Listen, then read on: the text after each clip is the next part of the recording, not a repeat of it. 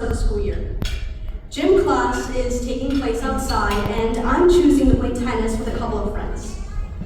There's sweat dripping down my forehead, and my shins hurt for running back and forth to continue the rhythmic forehand game I'm playing. I'm facing towards the Planned Parenthood that is located across the tennis courts of my school. To me, a pro-lifer, Planned Parenthood was an unethical organization that facilitated the process of distributing reproductive health care to women in need. In my head, women simply showed up to the place, booked an appointment, and were sent elsewhere to get an abortion. In a recent conversation with my mom, when talking about the environment that surrounds my school, she reminded me that Planned Parenthood personnel was authorized to perform abortions on site and in those very same facilities. It dawned on me that on that September day, just 400 feet away, 0.075 of a mile away, there could have been an abortion being performed where a real human being was killed in my vicinity. I obviously always knew there was a Planned Parenthood right next to my high school, right next to 2 other public high schools in Providence, Rhode Island. But I never imagined that these actual procedures would be occurring across the street from the place where I spend 6 hours, 5 days a weekend. Reproductive health care, procedures. Did you catch my use of these terms?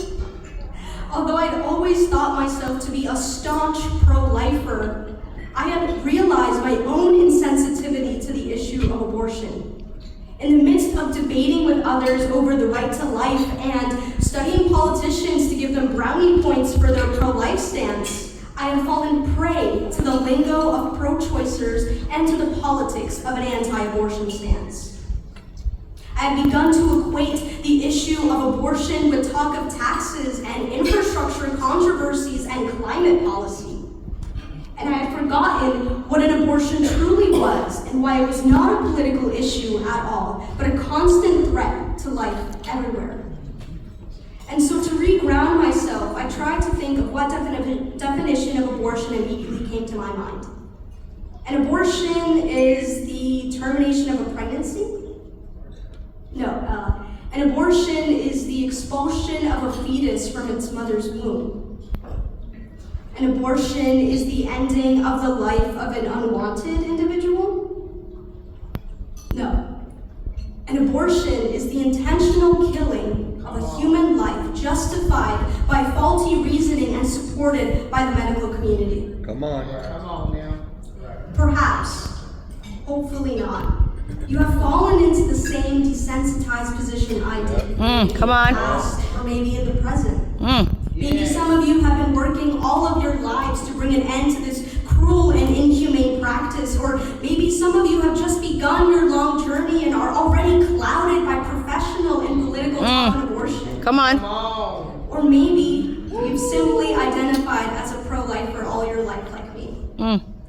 But I urge you all right now to go back, to remember why we have taken this position in the first place. Yep. How simply our minds rejected the concept of killing a life for really any reason. Come on. Yep.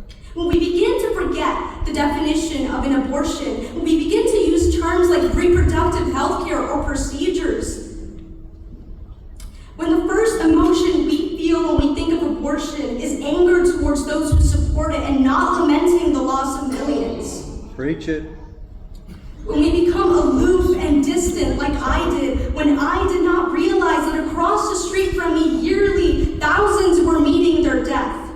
Come on. This is the point where I believe we as pro-lifers begin to lose our humanity, our compassion, and our heart towards the fight to end abortion. Yes. And maybe you have not forgotten that this is more than politics, and you have remained completely and totally aware of what abortion is. To you, I say, keep that. Come on. Do not let your pro-life stance be corroded. Yes. Yes. This speech is not to overwhelm you or have you worried around the clock about abortion, because I also recognize that that is not the healthiest. Rather, I hope it serves to redirect those who, like me, lost their primary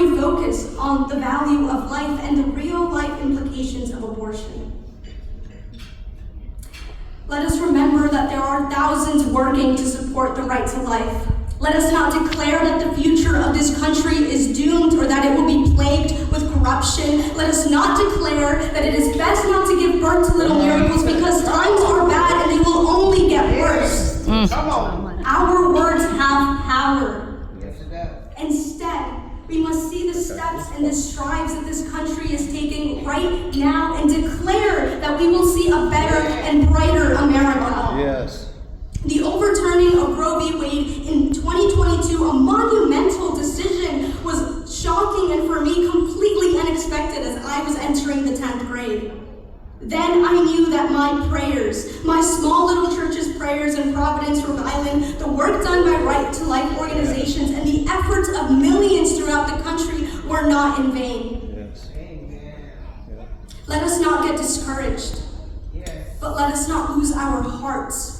Let us remember that we are fighting for precious human life. We are seeing the fruits of our efforts, and